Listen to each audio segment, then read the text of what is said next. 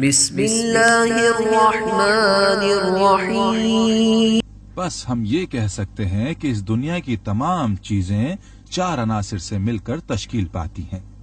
اور یہ 4 عناصر بھی 4 اصلی کیفیات سے پیدا ہوئے ہیں،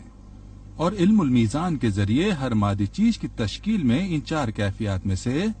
ہر ایک کا حصہ معلوم کیا جا سکتا ہے، اور اس طرح پوری باریکی سے ان کی ترکیب معین کی جا سکتی ہے،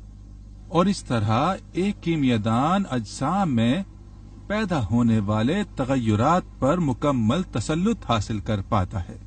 اور اگر وہ ان عناصر اور ان کی اصلی کیفیات کو کہ جن سے قدرت کام لیتی ہے علیحدہ طور پر پیدا کر سکے تو وہ نئے اجسام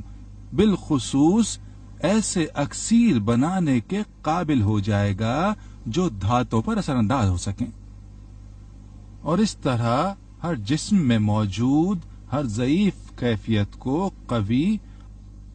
اور ہر قوی کیفیت کو ضعیف کیا جا سکتا ہے۔ مختصر یہ کہ اسے نیچے کی جانب گھٹانا شروع کر دیتا ہے،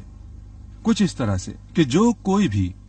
جس حد تک ان 4 عناصر کے ان تینوں طبیعتوں میں اثر کرنے کی حدود کو سمجھنے مسلط ہو جائے وہ اتنا ہی ہر قسم کی معرفت تک رسائی حاصل کر سکتا ہے اور اسی مقدار میں راز خلقت اور ہنر خلقت تک پہنچ سکتا ہے۔